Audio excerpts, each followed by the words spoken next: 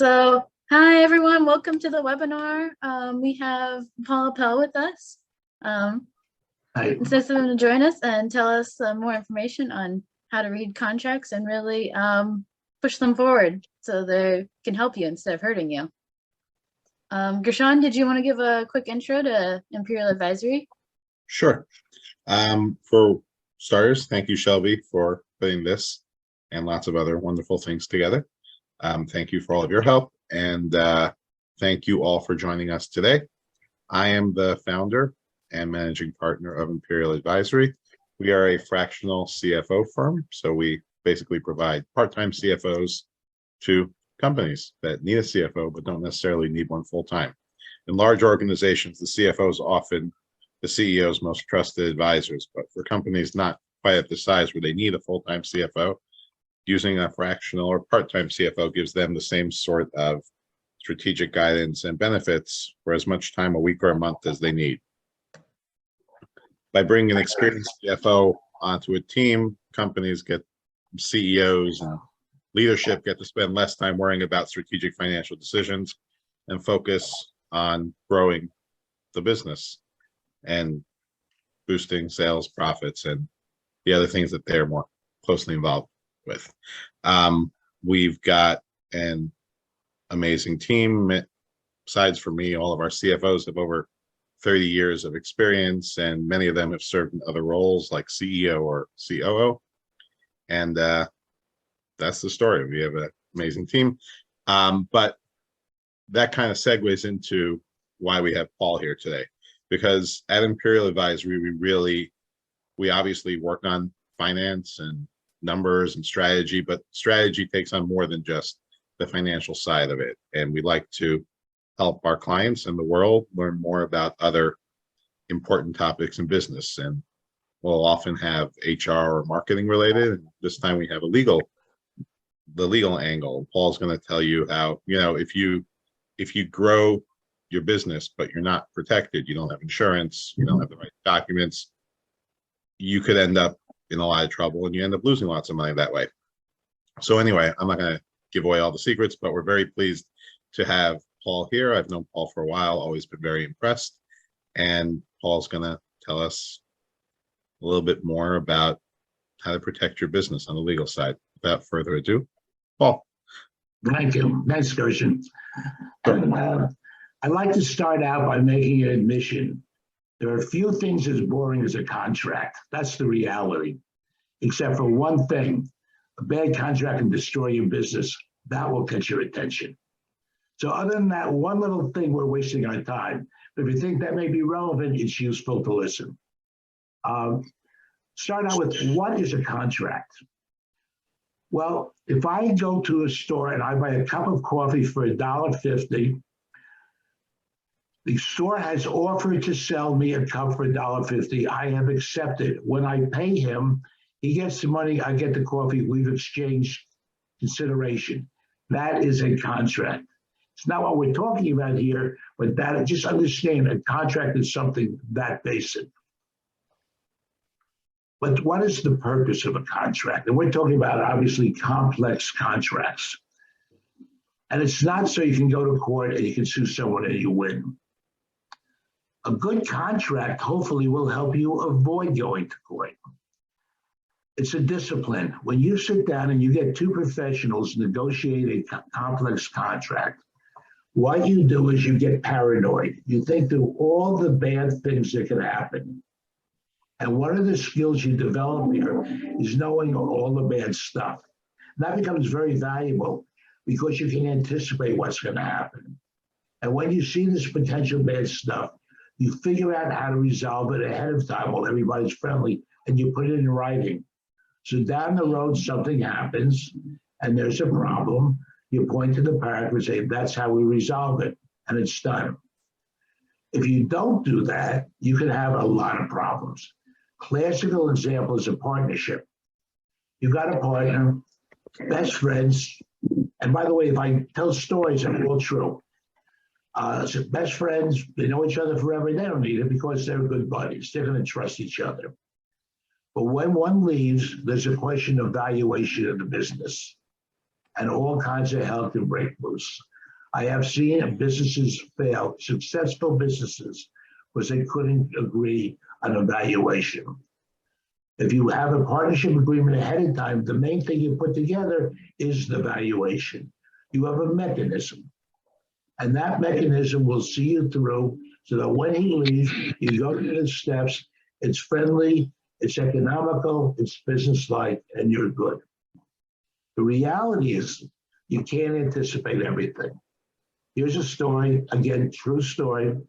I represent an organization of top head protection biomechanical engineers, brain scientists who set up protection for helmets, for motorcycle auto racing helmets.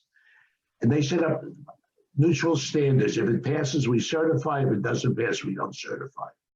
And we have a policy that in order to maintain neutrality and avoid conflicts, our experts can't testify in cases with helmets we certify. The next day, one of the guys calls and says, someone wants him to testify that the helmet's not meant to stop a bullet. Now, we didn't cover that, right? I said testify. You can't anticipate everything. Clearly, that wasn't the purpose of the policy. So, but the vast majority of situations you can anticipate. And it could be minor, it could be major. Why do people get auto insurance? The odds are you're not going to have a traffic accident, but you know what happens if you have one. Why don't people have their contracts reviewed and handled properly? Because they don't know what's going to happen. I've told people, talk to someone to whom it's happened. They will tell you, you want to have a decent contract. And here's a little insight. When you first have a new client, what's the first thing that the client sees that gives them a sense of your professionalism? The answer is your contract. You give them a contract, right? Have you ever seen a contract that's so clear, so professionally drawn, it's so logical? You get an impression. What's your impression? I have a professional company. I chose well. I'm confident in these people. First impression, 100% of your new clients are going to get that first impression. If you have a piece of garbage contract, you're going to lose that. It may be negative, it may not be, it may be neutral, but you're going to lose that vital first impression. So if you think about it, what's the investment to have a decent contract that every time you get a new client is going to be impressed with you? Just food for thought, okay? On the other hand, a bad contract can really be destructive of business. I was speaking to a business broker about possibly representing, because I'm involved in selling of businesses and buying of businesses and so forth. And he says, if you find me some business, I'll give you a finder's fee, which is perfectly legit. He shows me a document that is really pathetic. It looks like it's written by an illiterate 8-year-old. I am not exaggerating here. So I said to him, you got an issue with the contract. He says, well, we don't want to get involved with lawyers. I said, okay. What's the chance I would ever do business with that people? What's the chance? What's the chance of other people saying they're going to do business? If you have a garbage contract, my daughter comes to me once with an employment contract. Somebody's wife had pulled together a bunch of clauses, having no idea what they meant, and put them on a piece of paper. They had no relationship to each other. It was, I said, you do one or two things. I said, first of all, watch out for this company, because they are that shabby. The other thing is write a new contract. She ended up not going with them. They lost a very valuable employee because they had a piece of garbage. So it's a thought. Contracts have a public relations effect as well as a legal effect. Now, when you get into a contract, you're dealing with someone new. First thing you want to do is find out if they know what the hell they're doing. And one of the big problems with home improvements, the Wild West. And one of the big problems with home improvers is, and this is particularly in New Jersey, but it applies everywhere. If you get a $500,000 policy and register, you're a home improver. You can build a house even if you don't know which way the nail goes. I get a call from someone, he's concerned he had a guy put up a porch. It didn't look right. He calls in another guy, looks, says the porch is gonna fall down. I had no idea how to build the porch. So he says, well, what did you do to check out this guy before you hired him? Well, I looked and he had a lot of good reviews. Turns out his daughter had filled out the reviews. So what do you do? Well, one of the things I did is go and see the judgments against the guy. Now, he may be lousy and there's nothing, but this guy had 30 judgments against him. So if you had seen that, you run the other way. There are certain things you do, know who you're dealing with. A lady comes to me, she wants to start a business selling cell phones to the elderly, custom-made cell phones. She was middle-aged, wants to put $150,000 into it. I said, what's your experience with cell phones? She says, I don't have any. Cool. Now, cell phones are technical. This is not, you're not selling Borscht. So I said, well, how do you find them? And I saw on her website. Why do you know about the company? They look good. I said, okay, I have one question for you. The elderly person falls down, can't get up, tries to use your phone, and it doesn't work. Do you have any idea what they will do to you? She says, oh, all right. But you got to know what you're doing. You got to think it through. Now, one of the advantages we have doing what we do is you get a sense of what's going to work, what's not going to work. And that's one of the things that gives us an advantage in anticipating things. I saved that lady a lot of heartache, all right, and as well as a lot of money.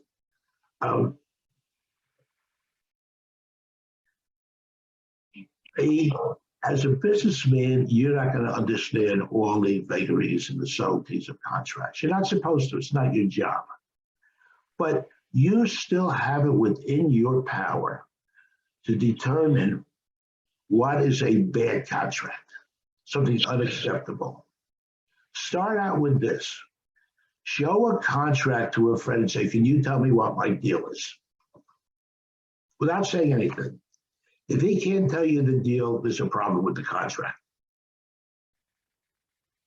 If you read the contract, you don't have to understand all the terms of art. I mean, you don't have to know what a trade secret is or force majeure. But if you go through the contract and at least you understand what they're getting at in each of these clauses, and it seems to be relatively consistent, that is, at least it passes that test, the smell test. Because if it doesn't, if someone says, I can't figure out your deal, you don't want that contract. If you have a contract that's vague and unclear, and you get involved in a fight, very often a judge will interpret your contract. You lose control of your deal. So you have the power as the businessman, and I'm going to go through a complex contract and show you just how to look at it. It's not a mystery, it's not scary. It's something to get a sense of what should be there, okay? And again, you don't worry about it if you don't understand all the technical words, but if it's not mostly in English, if it's written in a way where you can't even figure out what the sentences mean, there's a problem. If I draft a contract and someone comes to me and says, I don't understand this, I don't argue, I have to fix it. Because if one person doesn't understand it, there's something wrong with it. A contract must be clear and concise. Another thing about a contract, it should say what it says and don't say anything more. I once was negotiating a contract and involved payment of a check, and you write subject to collection. That means the check doesn't bounce. That's all it means. I'm working with some hotshot lawyer from the Midwest in a big firm who writes 3 pages up what subject to collection means. Now, my definition, there's no question what it means. His definition, I can find 7 loopholes. Because all of a sudden you start making it complex. I have people complain to me, the problem with your contract is I can't get around it. Because it says what it says. And if you keep it simple and clear, you've cut them off at the pass. They can't play a game. I have seen contracts. I have now a contract over $1 million lawsuit where there is no default, no valid default provision. Companies, they decided they're not going to use a lawyer because they're so smart. Contract for over $1 million and you don't have a valid default provision. Now, most people understand if you don't do the job, you should be able to cancel a contract. Well, we're still in a lawsuit, but they made their life much, much harder by not doing that. I'm fortunate. I'm the guy who got lucky, who didn't know it wasn't there, but signed the contract. But it's the guy who they try to cancel on. So that's a thing to take into consideration. Another thing is, does contract address your particular needs? You have unique concerns. You can have boilerplate, but it shows 1 or 2 different things you add to it, to a contract that can make a difference. So one of the things we do is sit down and say, what's your most important concern, your most important consideration here? You need to make sure it's taken care of. And you write it and you show it to them and say, does that do it? Do you understand it? Don't assume that I know what I'm talking about. Does it make sense to you? And that way you can do it. And one other thing to remember about a contract, everything is important, including the boilerplate. No one ever reads the boilerplate. That can be very costly. I had a 3rd generation family who owned an auto sale business. And they wanted to bring the business up to the 21st century technically and business-wise. So they hired a consultant to see how the process works, the computers, the book, PP, and everything else. After they spent about $65,000, they come to me and say, we realize this guy's a scam. They gave us a big book that we found online. And you look at this big book that was online that they told them they charged them $30,000 for. It doesn't even say what their business is. Okay, so I started telling him what should have been in the contract. The guy says, "Okay, you're giving me a headache. Let's not even talk about it." It's frustrating. There's ways to avoid that. I said, but you can sue except for one problem. There was a provision in the boilerplate that, of course, nobody reads that says if you're going to litigate, you have to litigate in Denver, Colorado. Well, these guys were from Denver. Are going to litigate, you have to arbitrate. I take it back. Arbitrators do not have to be lawyers. You have no control. Whatever they say, they can do whatever the hell they want. As long as it's not so egregious, it's mind-blowing. And how do you prove that? They can make it stick. So you're going to go out to Denver. And by the way, I tried to get that thrown out. Sometimes you can, sometimes you can't. In this case, the judge said, no, you're bound by it. I said, so you're going to go out there and you're going to spend the money to fight out there, to fight and their buddies are going to decide the case. They ended up walking away from a $65,000 claim. Boilerplate because they never read it. Now, what I do in a contract now, so I have that. I say, okay, you have that, but we're also going to say that we can sue you in New Jersey or New York. Why? Because if we do wrong, you can sue us where you are. If you do wrong, we can sue you where we are. That's a condition of this contract. We don't sign otherwise because it's only fair, and they do it. You have to be aware, you protect. That little difference can make the difference between having an effective contract and not having a contract. Something that's subtle.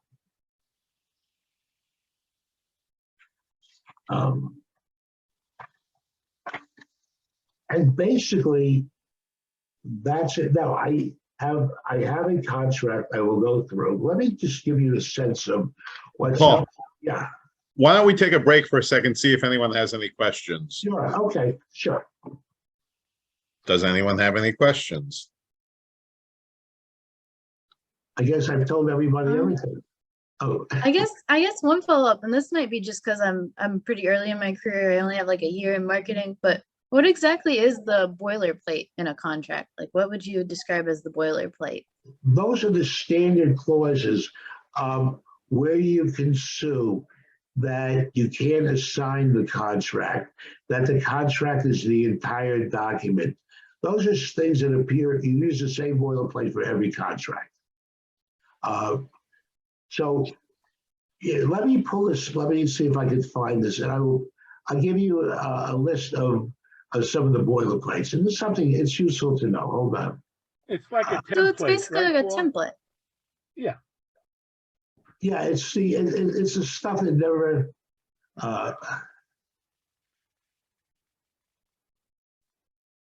right here. The agreement's the entire understanding. No waiver by a party of any provisions constitute a waiver of any other provision. It's binding upon the parties. Each has had the opportunity to review with his own attorney. The obligations are personal and can't be assigned. The provisions of the agreement, if one is deemed void, the rest is still in effect. The governing law, what law applies, where you can sue. If you have a dispute, where do you have a dispute?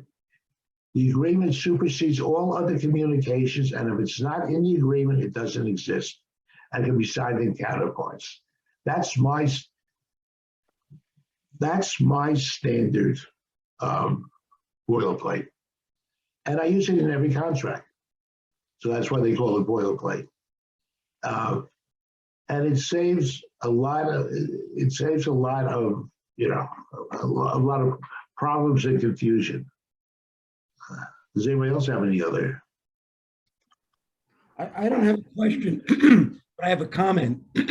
I just want to underscore your point about how important it is to make sure every interaction that we have with our clients is a positive one, and how easy it is to forget that the legal side of it is just as much a customer experience or a client experience as anything else that we do.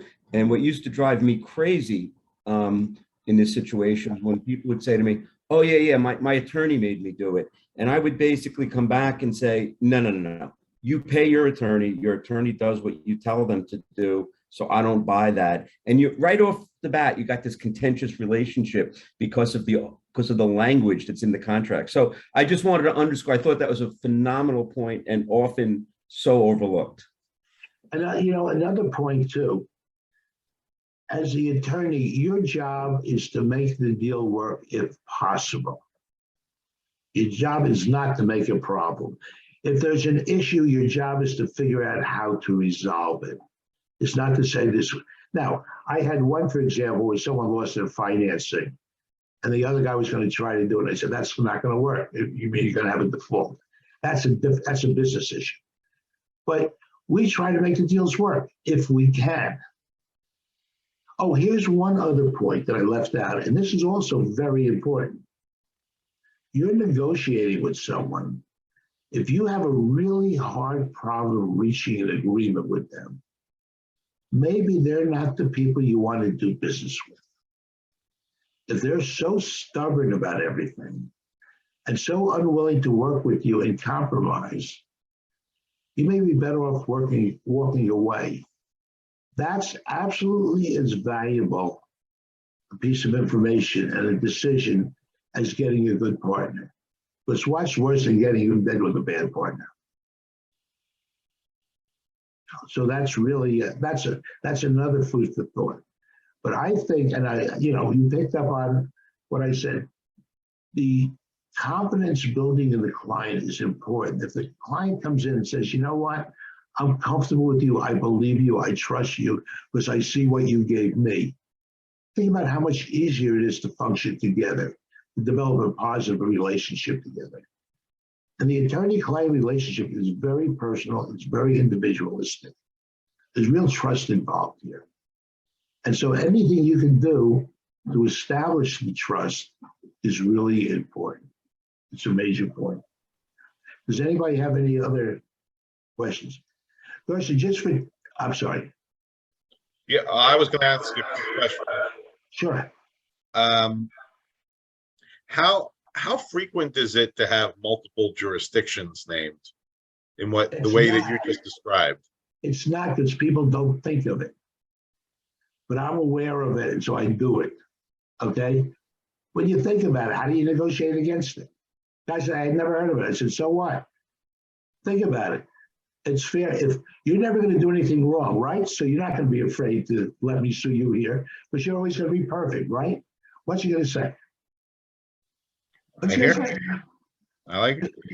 Yeah. I mean, that's just a little bit of a little creativity never hurt anybody, in a contract. Right. Anything else? Um, All right. How much time do we have? I just want to make sure I'm not. we usually go until around 11:40, and then Q&A and wind down. Okay. You know what? Let me pull up the contract then. While you're pulling that up, something that I missed, I usually welcome our team as well as all the people who are coming.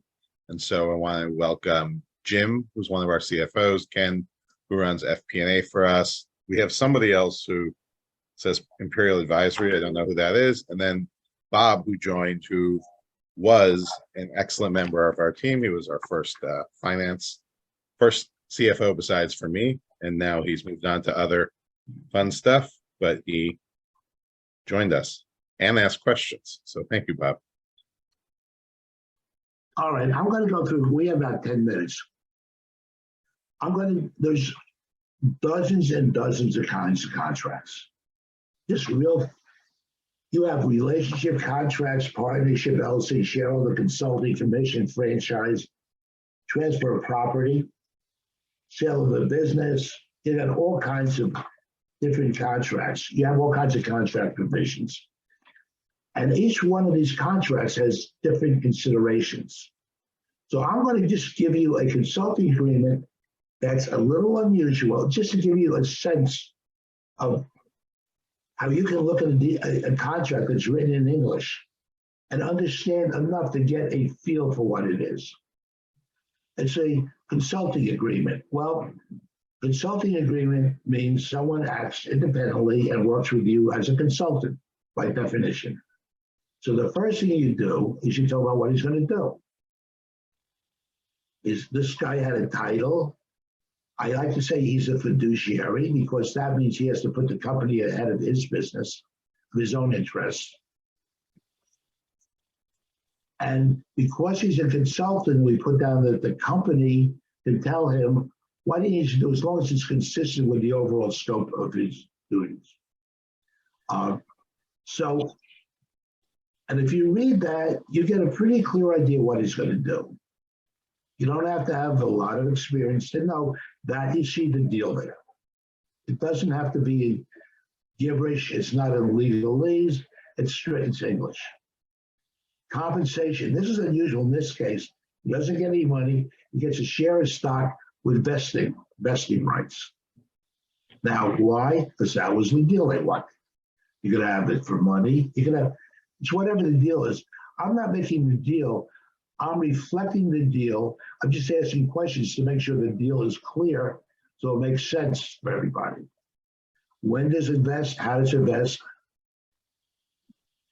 No financial compensation. That was the deal. Termination. You want to know under what circumstances can you terminate a contract? You don't want to just, it can't go forever. So there have to be times if things don't work out. So there's a date it's terminated. And in this one, you can terminate in 30 days notice for no reason. This was voluntary.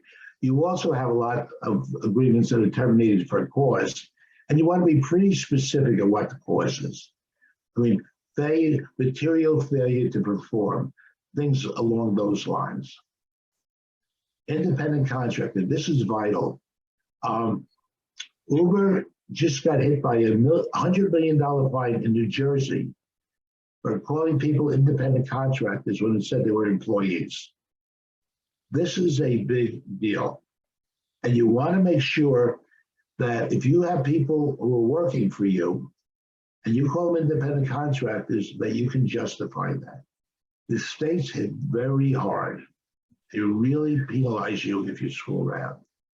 But if you are an independent contractor, as in this case you clearly are as a consultant, then it makes it very clear you don't have rights, you pay separate taxes, you get no benefits. You have it here. When you read it, you know what you don't get. There's no confusion here. It's not a secret, it's clear. Representations and warranties. Well, if he does this for you, he's not violating something else. He's not violating a restrictive covenant. He's not violating a non-compete or a non-disclose. You don't want to have a guy come to work for you and then all of a sudden find out that he's getting sued and you're getting sued because he's under some other contract that prevented him from, precluded him from doing it. So you put it in. When you read it, you know what it means. It's not a secret. Ownership of intellectual property. If he develops anything for you, it's yours. If you don't have it here, you might be able to say it's his, and then what do you do?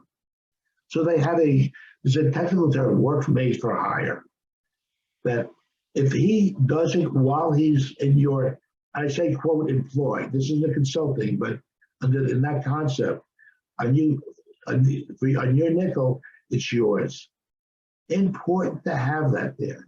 You don't want to have down the road some hotshot come after you and say, hey, this guy worked for you, but it's really his. You've got it in there. This is the important stuff. Non-disclosed, not certain. Can I ask a question on that last one? Sure. So, and I've had conversation about this with people. Sometimes, we'll build something for a client and we want to be able to reuse that. So the goal is not to stop the client from using it, but we also don't want the client to stop us from reusing it. And so you have an unconditional, non-exclusive license to use it for whatever purposes are appropriate. And the other side, if they own it, they give you that license. So it's unconditional, permanent, non-exclusive. And they're granting that to us, or we're granting that to It them? depends who owns the property. Whoever owns the rights, whoever's the owner of the intellectual property, will grant the rights to the other party. Unconditional, perpetual, non-exclusive. Got it. I had a conversation with someone recently. They were actually a law firm, incidentally, but they had built out some software for themselves, and they were telling me about how they made such a big deal that the developers couldn't go and resell it to anyone else. All right. I mean, they paid the consideration. They own it. They own it. And if they don't want to give a license, and that's the deal, it's what the deal. It's what the deal is. It's stuff. I'm only reflecting what the deal is. But I'm doing the way when you read it, you know what the hell you're talking about. Right. I told them I thought that they should figure out how to sell it if they own the rights to it. I mean, they claim that this improved how you run a law firm. So go take it. That's a business opportunity. Look, that's yeah. We'll see. All right. Lawyers are not always the best businessmen, by the way. Little secret. Okay. Non-disclose, non-circumvent, non-compete. Non-disclose, you got confidential information. You have a definition of what it is here. It's very broad, but I mean, now this was a technical development, so it's particularly important in this contract. But the stuff that you learn, that's their information, you can't tell anybody else about it. Not complicated. And that's the definition of what's a secret. Third parties, we can't tell third parties. Third parties is by definition of third parties. But I have a definition. Non-disclose, again, if it's confidential, you don't talk about it. Non-circumvent, well, I can't negotiate with a third party to do the deal I'm doing with you, to bring them the information. I can't do a separate, I can't take what I'm doing for you and say, screw you, I'm going to do it with this other party. Okay? If I'm with you, I'm with you. I owe you, plus the fiduciary duty, you may recall. I can't mess around. Anything I do is for you only in this sphere. Doesn't mean I can't do other things for other people, related to other people. But I can't circumvent. Non-compete. I can't set up a business I can't set up a business in which I'm competing. So I can't do the same thing against you that I'm doing here. And then duration of restriction. Can't last forever. You put it 3 years is probably pretty good. Courts will not, one thing the court does is make sure you can't lock yourself out of the ability to earn a living. So for example, I make coffee. You can't say we'll never make coffee anywhere. If that's what your living is. You have to, but you can say, I won't within 3 miles of this location for 2 years, I won't open a coffee shop. There's got to be something reasonable that makes sense. Legal and injunctive relief. Injunctive relief means as I can go to court, and if you're screwing around, I can get an order telling you to stop. I can also sue you for money. That's what I mean. The legal is suing for money. Injunctive is I can get a court to tell you to stop doing it. Compliance with laws. You're not going to screw around. You're going to, whatever the laws are, by definition. Indemnification. If you do something ostensibly under this contract that causes me harm, you bear all the costs, including lawyers. If I do something that screws you up, I bear the costs. That means you do something wrong. That's got to be pretty close to willful to do something like this. But you go out and say, I'm the boss and I'm going to make a contract, and and then they find out the contract's void and they sue or whatever. Well, they're responsible for all your costs on that. And then general matter, and this is the boilerplate I talked about before. If you look through, it's just got all the provisions I said. This last part is on every contract, except where there's a contract that every contract that I write up, a lot of times other people write up, and then I will make sure we stick this stuff in there. And that basically is it. So if you think about it, you go through it, you understood everything here. There's nothing here that's a secret of mystery. It all makes sense. And if you think about this as a contract, if you read through this, you'd understand what it's getting at. It's consistent, it's logical, it's clear, it says what it says. If you have a contract that doesn't do that, that's when you got to say, okay, this contract I don't like. It's got to be fixed. That's what you can do. And that, if you get anything out of this little talk, is a good lesson. And I think that's it, Gershon. I'm open for questions if anybody has any more.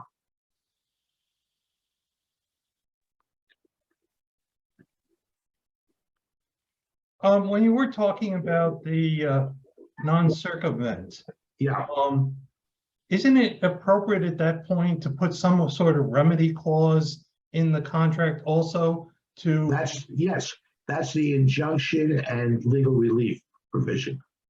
Absolutely. I remember I had that provision for injunction and legal relief. Right, but that was a kind of vague clause as opposed to if they circumvent and they get some money that you would have gotten, then it should come to you. Yeah, well, that's part of the legal. Legal is very broad, whatever my dollar damages are. This is a very broad clause. It's not limited. Anything I can sue you for dollars, anything. I'm not limiting myself to any. If there's a dollar damage, I can go after you. That's what I'm saying. So if you take business away from me and I can prove it, I can go after you. I can also get the injunction. This is a very broad clause. Sometimes less is more. You gotta understand that. I'm just saying, you can sue. If there is a dollar damage, I can sue you for it. If I start writing more, I start limiting myself. Thank you. Sure. Anybody else have any other questions?